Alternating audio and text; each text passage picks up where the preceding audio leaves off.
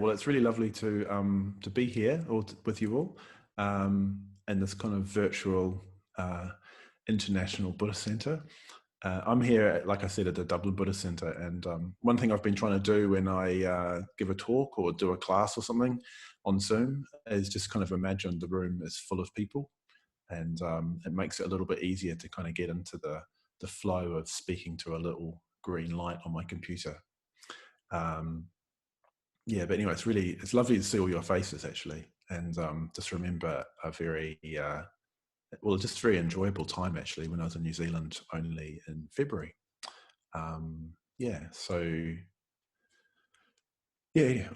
further ado, I'm just going to get into what I'm going to be talking about, and so it's a strange time that we're living in an uncertain time, and I've noticed that using that word uncertain has already started to become a bit of a cliche. And another word that's come up a lot is unprecedented. So yeah, these are unprecedented times we live in. At least in our lifetimes, they're unprecedented, and a very difficult time with multiple challenges. So there's collective challenges and individual challenges that people are facing all over the world. And so it's really a very exceptional, strange time.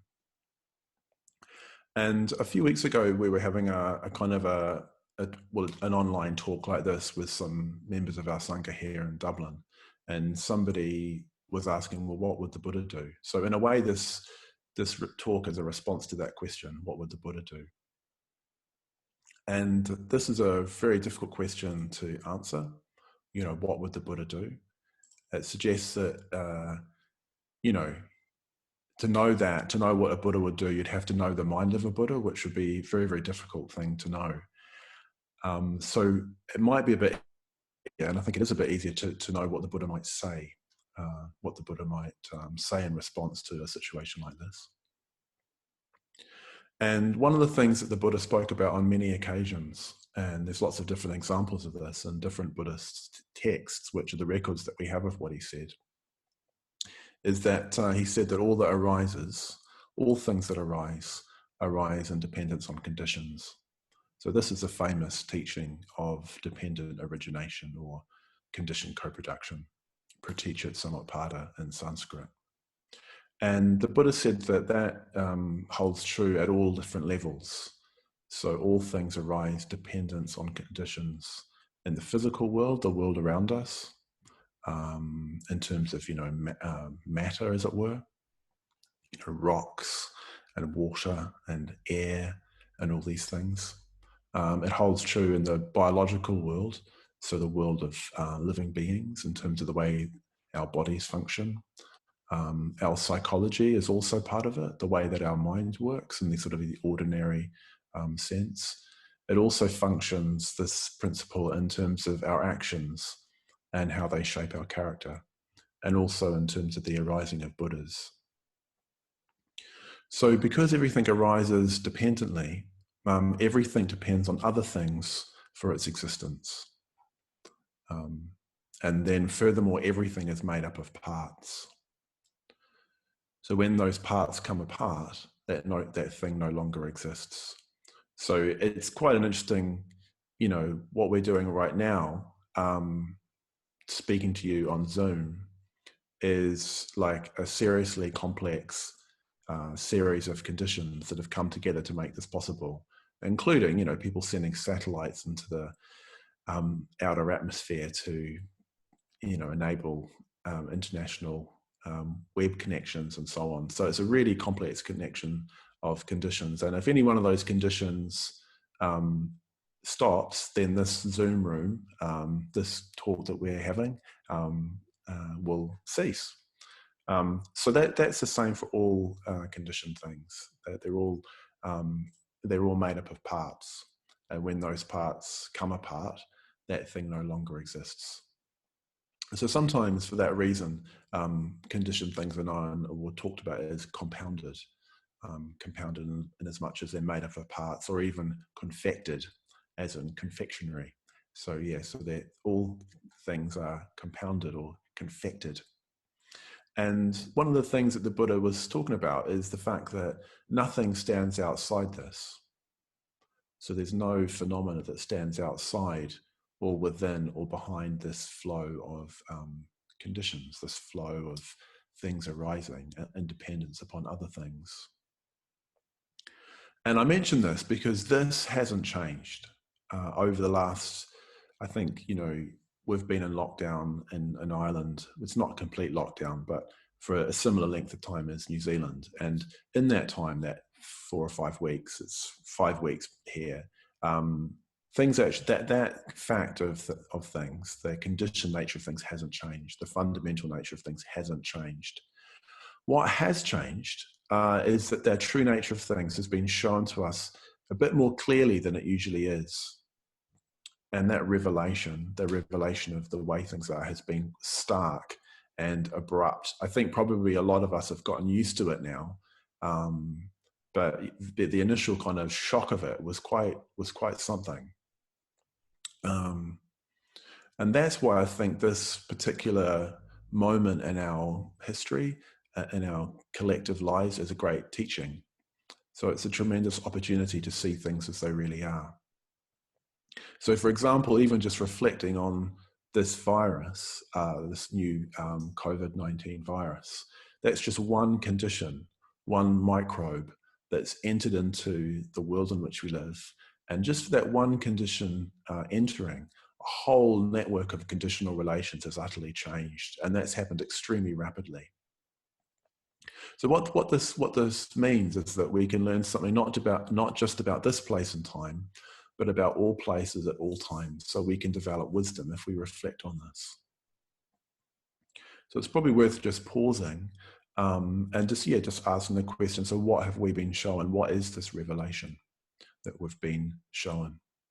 So the Buddha spoke of conditioned things, of compounded things, as having 3 lakshanas, 3 characteristics or 3 marks. So he said that all compounded things are impermanent, that they're insubstantial or devoid of unchanging selfhood, and that they're painful, that they're unsatisfactory, they're dukkha. So I just want to say a little bit about each of them in turn.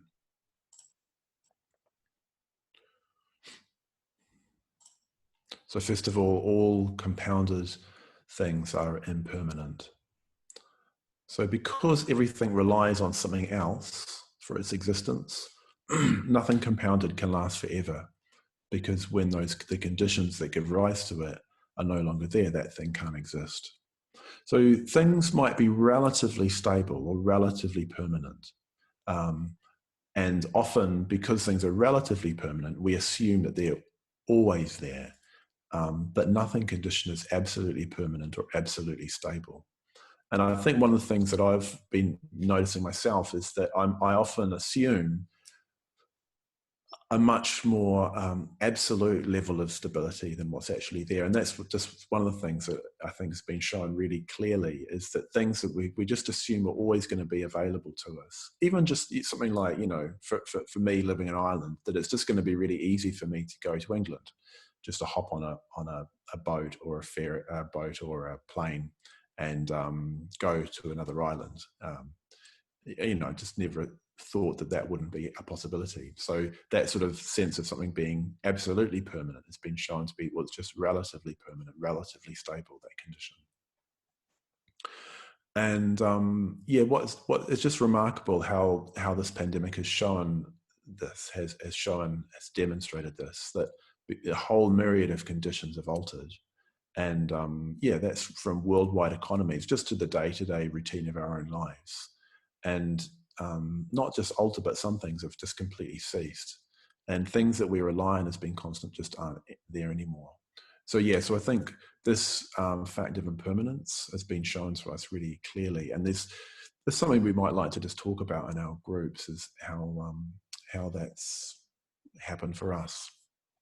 What we've noticed in terms of things being unstable, maybe things that we've relied on unthinkingly and that are no longer there, and the effect that has on us. So it's said that conditioned things, compounded things, are also insubstantial. So they're devoid of unchanging selfhood. Within the flux of change, there is nothing fixed that endures. And there is not a thing or an entity that change happens to. So so I'll just say that again. So within this flux of change, there is nothing fixed that endures. So we've just seen that in terms of impermanence. But there's also no thing or no entity that change happens to. That's the way we usually talk about it. So change happens to something. But really, it's just that one thing arises in dependence on the next thing. So when we look deeper, what we see is that there all is change all the time. So sometimes this phrase, changeless change, is used. Changeless change. And there's no kind of central controller, either inner or outer. There's no soul in the absolute immutable sense, not in the poetic sense. And there's no kind of creator. So this is the famous teaching of anatta, of not self. So we have this conviction or this view of an unchanging core. And the way the Buddha talks about this or analyzes this in some places is he talks about it in terms of the notion of ownership. So this attitude that we have of things being mine, or an attitude of self, corresponds to the conviction of things being mine. So it's my life, my identity, my plans. And this is, again, something that has really been challenged by this. In the space of maybe 2 days, everything in my diary was completely obliterated. It was quite something, just sort of all these things that I'd planned, arranged transport and booked things and consulted about things and had meetings about things and a whole range of things, from my own personal meetings with friends to what's going on at the Buddhist Centre, and so on, and retreats that I'm leading or part of, big meetings that I'm part of. The whole lot was just completely obliterated, like a bomb destroyed everything just in the space of about 2 days. And I'm sure that's the case for a lot of people, if not everybody, that that sense of what's mine just being taken away in an instant. So again, I think it helps us to see that, to see how we feel that we kind of own our life, and when something like this happens, we just know that that's not the case. We know that that's just a fiction. It's just something that we imagine that is the case, that we own the circumstances of our life. Yeah, so we do sincerely, we make all these plans, which is, natural enough, and, it's not a bad thing. But it's what we expect is that we expect conditions to unfold according to that plan, exactly. And that's the kind of thing that we need to think about, to reflect on, is that expectation that we have that life will unfold in the way that we expect it to. So I had a good example of this. I was writing this talk, and as things are at the moment, it was all a bit pressured, and I really thought, I'm giving this talk tomorrow, I really better crack on. So I thought, well, what I'll do is I'll wake up in the morning, I'll switch my computer on after I've meditated and had a shower, and then I'll get stuck into writing this talk. And it was classic. What happened was I turned my computer on, and I've got a relatively new computer, which I'm actually using it now, speaking to you now. And I turned it on, and the word processing program wouldn't open. And whatever I did, I couldn't get it to work. And I remember thinking to myself, I could really do this right now. I really do without this right now. And I had a sense of, this is not happening. I'll mention that again in a moment, but this strong sense of this is not happening. And I got a bit annoyed. And then I had to laugh when I saw the irony in this, that I was all set to write a talk about the insubstantial, unreliable nature of conditioned things. And And then when I encountered the unreliable and insubstantial nature of conditioned things, in other words, in the person of my computer, so to speak, I got really annoyed. And a few moments later, I just saw the irony of that and had to laugh about it. But often that's what it's like, isn't it? Is that we don't, when that happens, we kind of don't realize what's happening. We don't realize that, that we're expecting life to unfold according to our desires and our preferences. So this is when we feel it. We feel the impermanent and the unconditioned nature of things, and it's painful to us. We don't like it, and we resist that change, that insubstantialness of things, and that itself is painful. The resistance itself is painful. So the third characteristic of conditioned, compounded, confected things is that they are painful. So this is, in a way, pretty obvious, really, at the moment, just how kind of difficult and challenging things are. It's difficult to accept just the fact of what's going on around the world. I mean, what we have in Ireland, I don't know if it's the same in New Zealand. It probably isn't, because I know that in a way you're able to get a much better handle on COVID-19. But in Ireland, what you get, the first news item you get, pretty much if you tune into the radio news at 6 o'clock or 5 o'clock or 7 o'clock or 8 o'clock, what you get first of all is a death toll. You get that every single time. X number of people have died in the Republic of Ireland. And then you get the death toll in Northern Ireland, and then you get the death toll in the UK. And that's pretty much every single news item will start with that. And it's distressing to hear it. So that's very much an evidence at the moment that just the painfulness of loss, and then all the things that arise from that, fear and so on, which I'll say a bit about at the end of this talk. So we have this kind of kind of an immediate presentation, really, of the more difficult aspects of human life. One of them being that it comes to an end.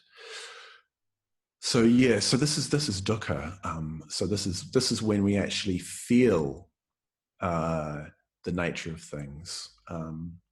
It's not an idea, it's not a perception, it's a feeling. And I think this is really important to reflect on, that that it's not just an abstract exercise when I'm talking about this reflection on the true characteristics of conditioned things. It's actually one of those characteristics is a feeling. Pain is a feeling, dukkha is a feeling that we have. So, it's as if the impermanence of things, in a way, is not really the problem. What the problem is our expectation of them, or our need for them to be otherwise. And that's what causes so much of our suffering, so much of that kind of deep dissonance of the way we're living and the realities of life.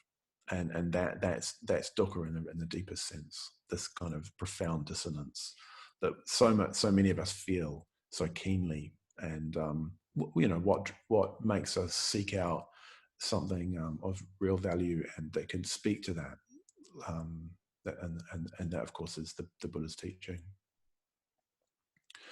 So I just want to say a little bit about what the Buddha says about the effect of reflecting on the lakshanas, and this comes from the Dhammapada. So basically, the Buddha says all conditioned things are impermanent, unsatisfactory, and not self. When one sees this with wisdom, one turns away from suffering. Different translations have it differently. Sometimes it said one grows weary of suffering, and sometimes it said one disentangles oneself from suffering. So this is a really key thing. So if you see things as impermanent, unsatisfactory, and not self, if you really see that, you really know that, you really understand that, you disentangle yourself from suffering. You disentangle yourself from that dissonance. You come into harmony with the way things are. You become free from it.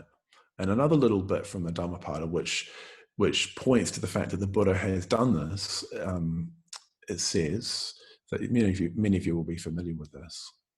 That enlightened one in whom there is not that ensnaring, entangling craving to lead anywhere in conditioned existence, and whose sphere is endless. By what track will you lead him astray, the trackless one? Each of the lakshanas, each of the marks, impermanence, insubstantiality, and dukkha, correspond to what are known as the gateways to liberation.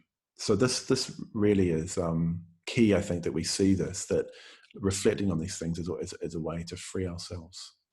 So if we reflect on the impermanence of things, the signless gateway to liberation opens up. If we reflect on the insubstantiality of things, the emptiness gateway to liberation opens. And if we reflect on the dukkha of things, the unsatisfactory nature of compounded things, the unbiased or the wishless gateway to liberation opens. So I haven't got time to talk about all of them. I just wanted to say a couple of words about the third one, the unbiased or the wishless. So this is like a deep equanimity or a deep acknowledgement, even an acceptance or an understanding of the way things are. And with that, there's no compulsion to move this way or that. So sometimes described as being like a perfect sphere resting on a perfectly flat surface. So that sphere can move whatever way it wants to. It's absolutely pure responsiveness. And that's what this wishless is, which presumably is the sort of state that the Buddha's mind is in, this profound equilibrium. Now, of course, there's no compulsion to move, but movement is possible in any direction. And I'll say a bit more about what that might be, that movement or that action or that sort of the dynamics of that in a little while. So reflecting on the lakshanas, recognizing them in our life, means that we can free ourselves and we can begin to live in harmony with the way things are. Rather than resisting in a futile manner, we can respond creatively to what's actually present. So this is freedom, and it's a dynamic thing. So what I've been talking about so far is what you might call the path of vision. So we sometimes talk about, at least the Buddha talks about the Buddhist path as consisting of the path of vision and the path of transformation. So I've been talking about developing a clear vision of the nature of things. But there's also the path of transformation. And what that's concerned with is transforming ourselves, transforming our whole being in the light of that vision. So in the Buddha's Noble Eightfold Path, you have, 8 different aspects that constitute this path of freedom. The first element is the path of vision, samyak dristi, the perfect vision. And then the path of meditation, the path of transformation includes the other 7 aspects. So you've got speech, you've got action, you've got livelihood, you've got effort, you've got mindfulness, and you've got meditation. And that path of transformation starts with emotion, with intention or attitude. So what we're trying to do here in this stage or this limb of the Eightfold Path is develop the corresponding emotion to the vision of the truth that begins to permeate our being when we start reflecting on the lakshanas.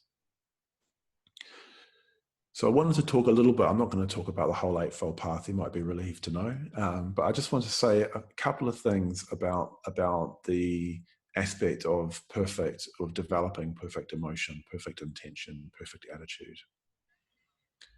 And, it's spoken of in different ways in the tradition, what perfect emotion consists in. So typically, sometimes it's spoken about negatively, what it isn't. So, it's non-cruelty, it's non-desire, it's non-hate. But it's also spoken about positively. So it's spoken about as the attitude of dana, the 4 Brahma Viharas, metta, karuna or compassion, mudita, sympathetic joy, and equanimity or upeksha, and shraddha, faith and devotion. So what I want to do this evening is talk about just metta and shraddha, the qualities of metta and the qualities of shraddha. So what are the qualities of metta? So if we're in a state of metta, the emotional state of metta, if there's loving kindness present, there's a warmth, there's an interest in others, there's a sensitivity to others, there's an openness to what's actually there or who is actually there. So this is where metta starts, just exploring the raw facts of our experience. So you notice this in the metta bhavana. When you do the metta bhavana, you bring somebody to mind, and then it's really important just to notice what that's like. So you bring to mind your friend and just notice what that's like. You bring to mind a neutral person, you notice what that's like. You bring to mind a difficult person, you notice what that's like. And then you can begin to develop metta from that point. You can begin to move into developing metta once you've had a sense of what's really there. So I think this openness to what's there is a really key element to developing metta. So, and this is really important as a correspondence to the understanding and the perception of the lakshanas. You have to be open to what's actually going on. You have to be open to what's there. And like I said earlier in relation to my computer not working properly, is that often our first instinct is we notice something and then we can pretend that it's not really happening. Part of us just doesn't really want to know. There's a kind of denial. The most striking example of this was, I remember years ago, Kamala Sheila is an order member. Some of you might have come across. He's written a couple of books, particularly about meditation, and he gave this talk. I remember it vividly because it was one of the first order convention I ever went to. I'd just been ordained, and Kamala Sheila gave this talk, and he talked about being on solitary retreat. He was on solitary retreat in the woods in England for quite a long time. I can't remember exactly how long, but it might have even been 18 months or something. And he was building this trench that he used for a toilet. And then and as part of this talk, he was talking about this, not pretending that things aren't happening. And because at a point in his retreat, he fell into his toilet. So he was talking, it was really, really striking image of he'd been, defecating in this trench for quite some months.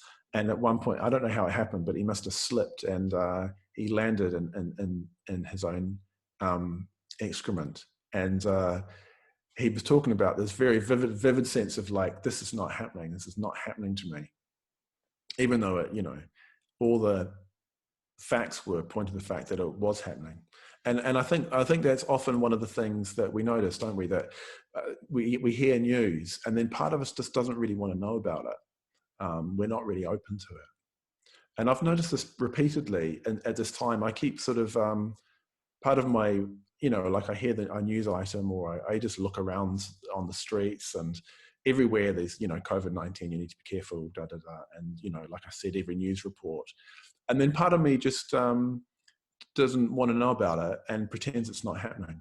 It's quite weird, but I've noticed this sort of sense of like, sure, it's not that bad. It'll be fine. It's grand, it's kind of like normal, isn't it? I don't know if it'd be interesting to know if, and maybe in the groups of discussing this, but just a sort of an unwillingness to open up to and to acknowledge the reality of the situation that's happening. So I think, what I'm talking about is ignorance. There's really deep force within us that just doesn't want to know. And this has been pointed out before, but I think it's just worth reflecting on the word ignorance, which literally means ignore ants. The word is ignore. So part of us just ignores the reality of things, ignores the fact of things, that there's a deep emotional unwillingness to acknowledge the reality of what's going on. for ourselves and crucially for others. We just don't really want to know. So this is why it's so important to develop the kind of emotional counterpart to this perspective that I was talking about earlier. Because if we don't want to know, if we're emotionally unwilling to engage, what this moment can teach us, we won't hear, we won't see, because we just won't want to know about it. So yes, we're trying to develop through metta the sort of basis of a deep emotional resonance with others, with the world that we live in, so that we can begin to acknowledge the reality of what's going on. And of course, what arises when metta meets dukkha is compassion, which is quite a difficult thing to understand in a way. But I think what we can say that it's the capacity to stay with the reality of the suffering of another person. So one of the things I've been thinking about a lot, just in talking to people, I've been in lots of little reportings in with friends around the world in different ways. And one thing I've noticed is just the importance of witnessing other people's experience and having them witness your experience. And I think that's actually something that we can do for each other. It doesn't feel like, in a way, it doesn't feel like much, but I think it actually means an awful lot just to bear witness to other people's experience of life. And that's a gift that we can give, even if we can't practically help other people because, we can't move out of our house, etc. So where metta meets dukkha, which is a feeling, compassion arises.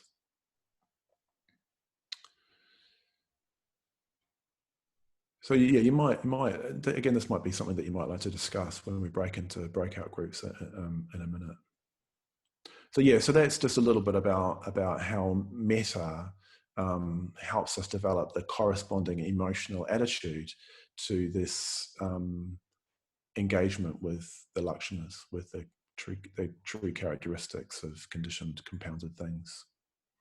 So what's also really important as part of perfect emotion, as part of that path of transformation, is shraddha, is faith and devotion. So shraddha is sometimes spoken of as the response of what is ultimate in us to what is ultimate in the universe. So this is absolutely crucial. So without shraddha, all we have is ourself. And as earnest as we might be, as dedicated as we might be to our practice, we won't be able to develop the necessary emotional responsiveness to really meet, conditioned existence, to really face into it and be liberated.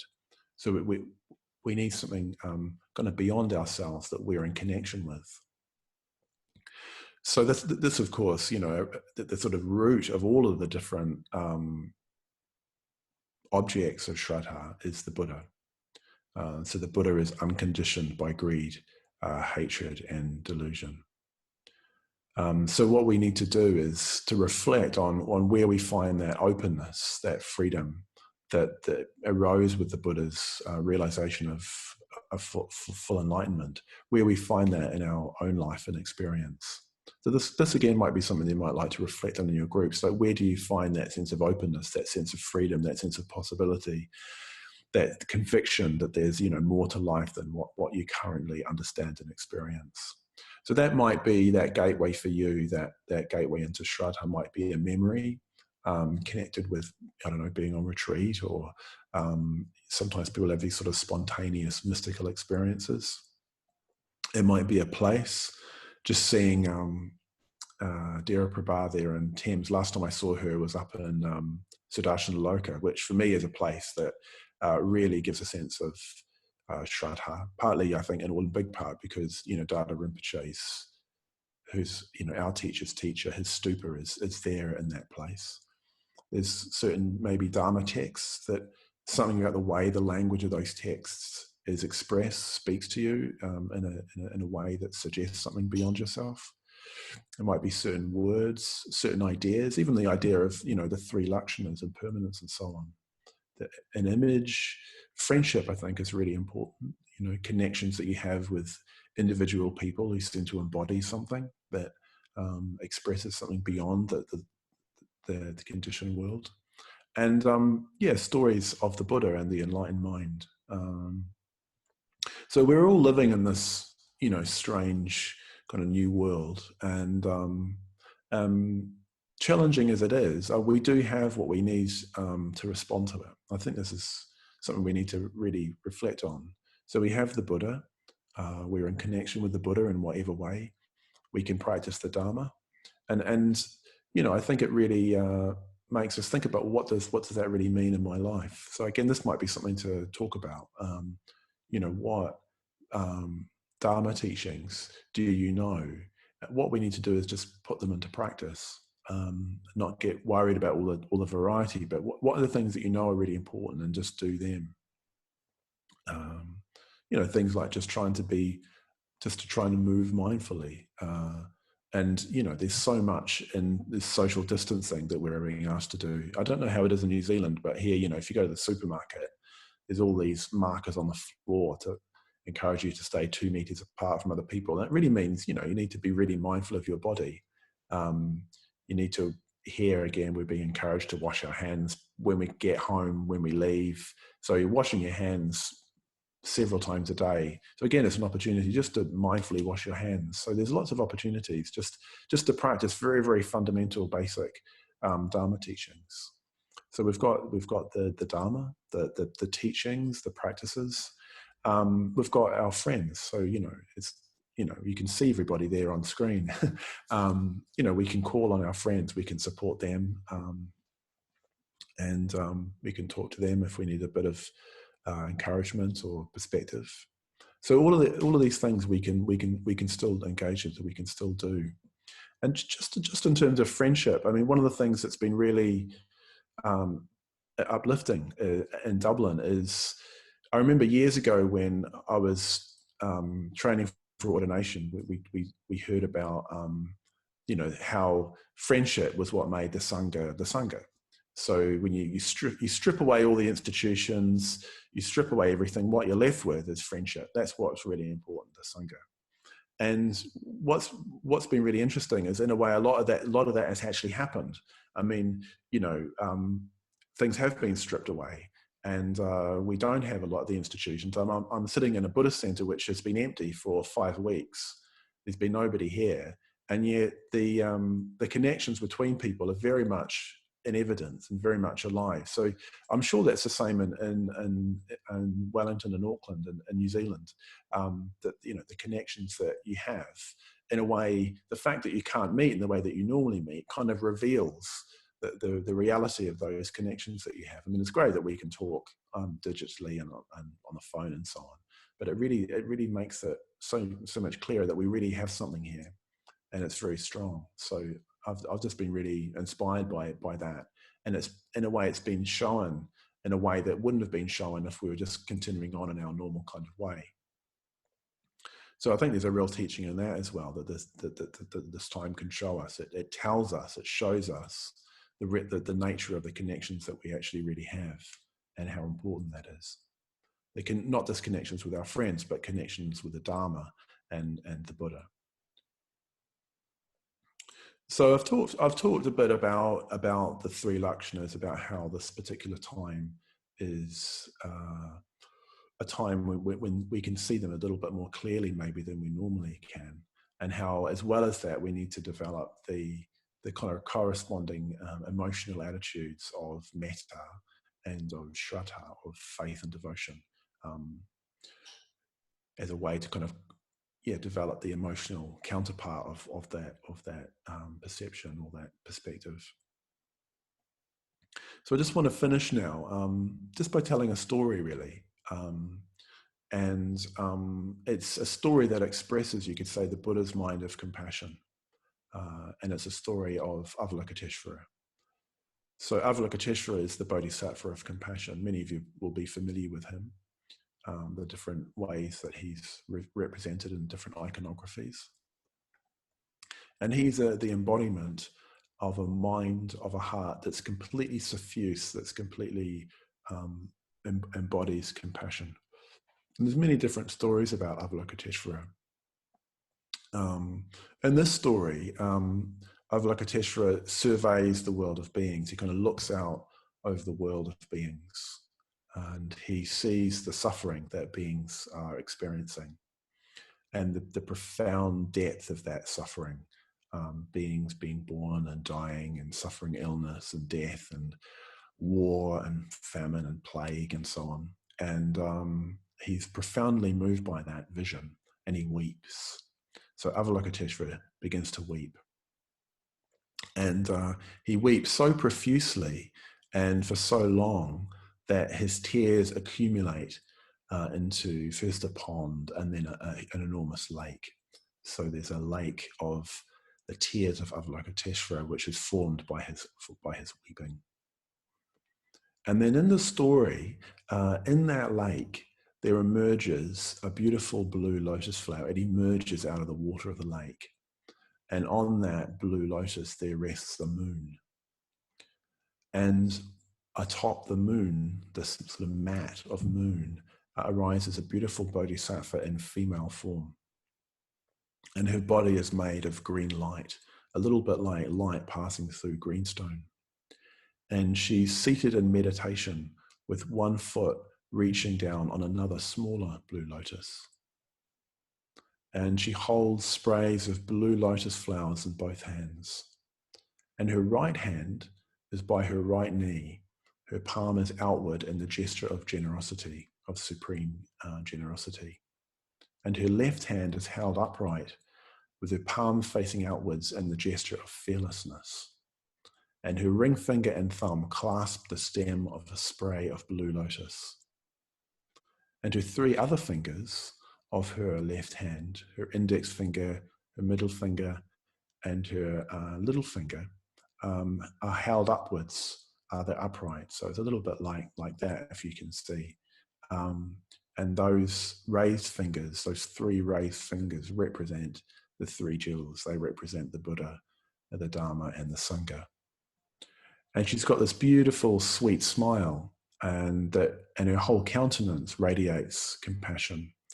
And there's this exquisite sound, this exquisitely beautiful sound that arises as she emerges on that lotus, which is the sound of her mantra, Om Tare, Ture Swaha. So this, of course, is the Bodhisattva Tara, and contemplating her form is said to be the quick way to wisdom. So she's got this kind of captivating beauty. So because she is so beautiful, we don't want to look away. We're entranced, we're enraptured by her beauty.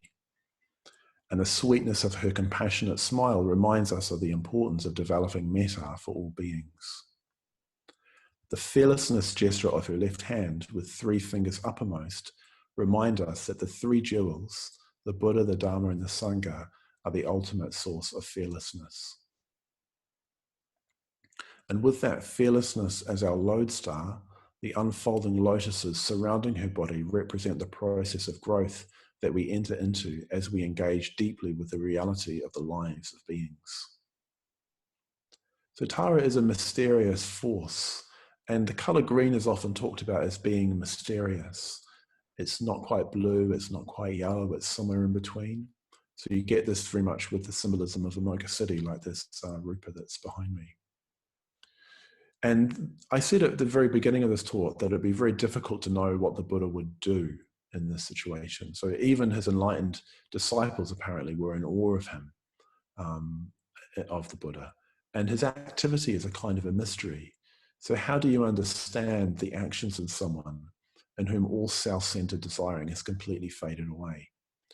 So evidently he did do things. He spoke to people, he met people, he engaged with the life around him. But to try and put some shape on or some content on that activity is very, very difficult. So that's where, Tara comes in. Tara kind of embodies that activity. It embodies compassion as an active force. And it's impossible, I think, to reduce her to being merely a symbol of something, some psychological fact within us. I think it can be tempting to do that, to say, well, Tara just represents, I don't know, the compassion that we have within us. And she does represent that. But to reduce her to that, I think, would be to minimize her. And also, I think we can't quite reify her into some kind of omnipotent deity somewhere outside of us.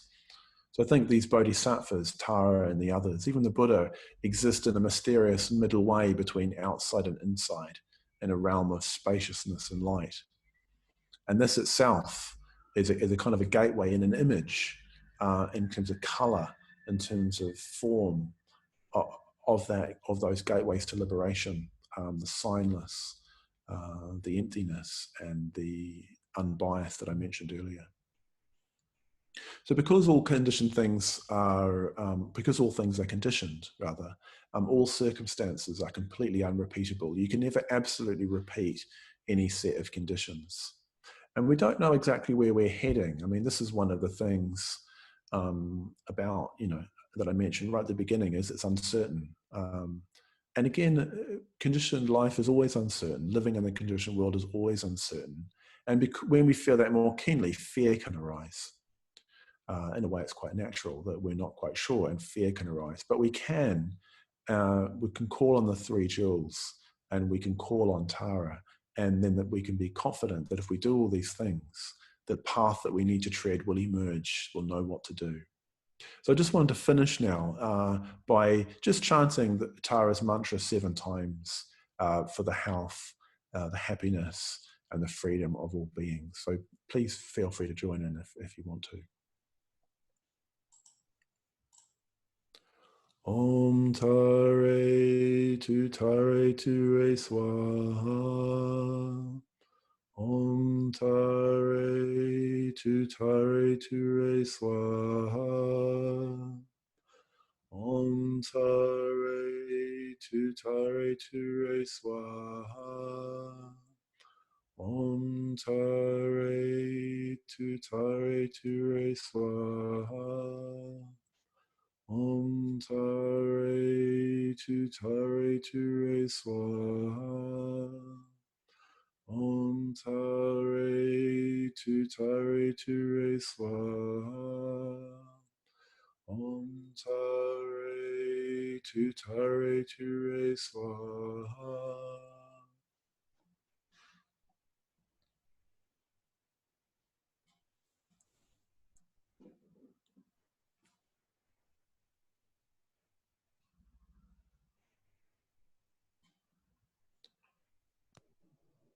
So thanks, Jnanadhara.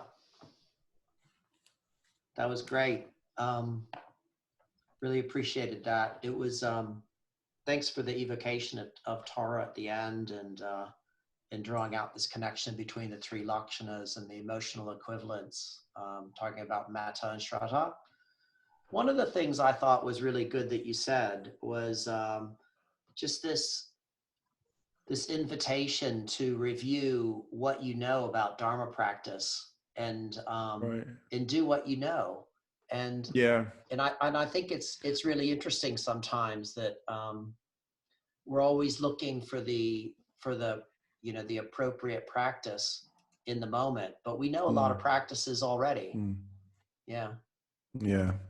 We had a session the other night with we have this monthly gathering for men who've asked for ordination in Ireland, and we were meeting, and one guy was sort of saying that he was kind of almost getting anxious about getting the right Buddhist teaching for the moment, and there's so much that we already kind of know, we just need to put it into practice. It's kind of that idea of we need to do more and more of less and less, and in a way, we've got for a lot of us, our lives are going to be radically simplified. So there's a real opportunity to do that and just do basic. Like, actually, I was thinking that, just mindfulness, mindfulness of the body, just as a very simple, but never a bad idea. It's never a bad idea to be mindful. Yep. In our group, I know that, in our group, I know that we did talk about practices like that with respect to shraddha and how they actually increase our shraddha. Oh, yeah. So Sara Darshini put her hand up. I did. I put my hand up. And And I've unmuted myself as well. All right. Yeah, I mean, I was just talking in my group about how what I'm discovering as time goes by is I'm actually going more into denial about what's going on. Interesting. At the beginning, I found myself very open and sort of really moved to tears at many times in a day at all kinds of situations, good and bad. And now I found I've kind of put walls up or something. Yeah. And what's happening for me is a sort of anger just will well up. Yeah. The practice I'm finding really helpful is all kinds of devotional practices. Yeah. Like puja, and like going to the bodhicitta practice, and it's incredible. And they're not ones I would have thought of.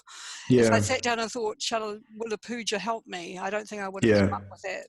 But going to one and experiencing it was fantastic. Yeah. I think that's why I kind of wanted to bring in, you know, when I was writing that talk, I actually wrote that a few weeks ago. So in some ways, if I'd written a completely new talk, I probably would have talked in a different way, because I think the dynamics have shifted, I think, along the lines of what you say. This, like, people are using this phrase, the new normal. This is the new normal. And that sort of sense of, I don't know, almost like adrenaline of the first, and, oh my God, what's going on? We need to respond. That's kind of slightly... We've sort of settled into a new way of functioning around the Dublin Centre, and but I do think, you know, we just need to, in a way, that's that basic thing of keeping ourselves open, isn't it? To something new emerging, and faith and devotion as a way of keeping on opening up that space, and something can enter in that's not something that we've conceived of from our own kind of self-referencing intellect, as it were. Yeah. And you know, like, I mean, I said it in the talk, but just that thing about kind of bearing witness with that sense of conviction and the three jewels, which is what the bodhicitta practice is, isn't it? It's like it's the bodhicitta that transforms the suffering into white light, you know, and it's not us ourselves, it's the bodhicitta. So keeping that really alive. But it's interesting, isn't it? Because so many of our usual modes, they're just completely stymied. Our usual responses, we just can't do them. They don't, you know, Up from Thames, Kasamati. Oh. Adding the comment then that, you know, that all this online stuff is so incredibly important, you know, within the Sangha, that it does give us opportunities to plug into some of the practices that perhaps we wouldn't think of by ourselves, or perhaps we wouldn't be so effective in our own little bubbles, you know, like in a puja, even an international puja. I mean, it's remarkable, isn't it? Now we can go to a puja in New York or anywhere in the world. Such a fantastic development that, in fact, we now have the whole world, the whole global Sangha that we can participate in, and draw on some of those things to expand our menu of practices that, as Saradarshan said, you know, you wouldn't even know you needed until you plug into one and you think, fantastic, that's just what I needed. I mean, I suppose, you know, what's really interesting for me is, like, you know, you could do a practice. I mean, imagine if you could do a practice, every time you did a practice, you felt that same connection that you feel when you're doing a practice online with lots of people. Do you know what I mean? It's like, there's something about that sense of imagination that's so important, of, you know, that idea that you find in the Mahayana of doing your practice for others and with others. That imagine what it would be like if we were able to feel that kind of connection that we feel when we do a, you know, 100, and yesterday I did the bodhicitta practice with 120 order members or something, and it was brilliant. But it'd be great if I could do that just from my own imagination without needing the technology to tell me that, because there are order members all over the world all the time, and Buddhists all over the world all the time practicing together. I don't know. Yeah, I get it. You gonna get me? I'm not putting that very well, but it just is. There's something about because in a way just something about the imagination is really important in terms of making people more vividly real through imagination. It's easier when there's a picture of them there in front of us, but I think that's really what we're trying to do. Maybe in the last stage of the metta bhavana is to develop that really vivid sense of our life being intimately interwoven with other people's lives. I really loved what you said about how, like, if we don't want to know or engage, we'll miss what this moment can teach us. And I also really loved the image that you gave us of the perfect sphere on a perfectly flat surface. And I feel at moments like this, it's almost like the surface gets really steep. And so it's easy to just like roll into old habits or old compulsive activities or old patterns. And it's almost like we have this amazing opportunity to really see what those patterns are, and like this moment is really helping us see what those unskillful patterns are. And it's I don't know, I personally have found it to be really a humbling moment where I'm kind of flailing and thrashing more than I would normally. No, I know it really kind of, it is a real mirror, isn't it? Yeah. And sometimes I've had the thought of like, God, I'm a Buddhist, I should be doing better than this. you know It's interesting. Just, I got into some really ropey mental states, like really kind of down the dumps, and again, and part of me is thinking, I should be doing better than this, but the fact is I'm not.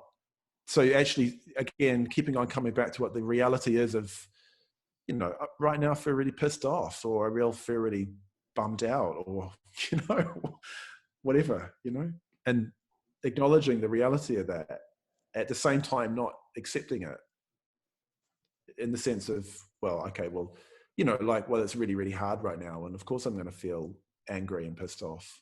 Do you know what I mean? Like actually challenging that so being in relationship to what's going on, but at the same time kind of challenging it as well. Being pissed off, I know I'm pissed off. Being calm, I know that I'm calm. So we've got a bit of opportunity for another question. Is anybody, I'm trying to scan the images for hands.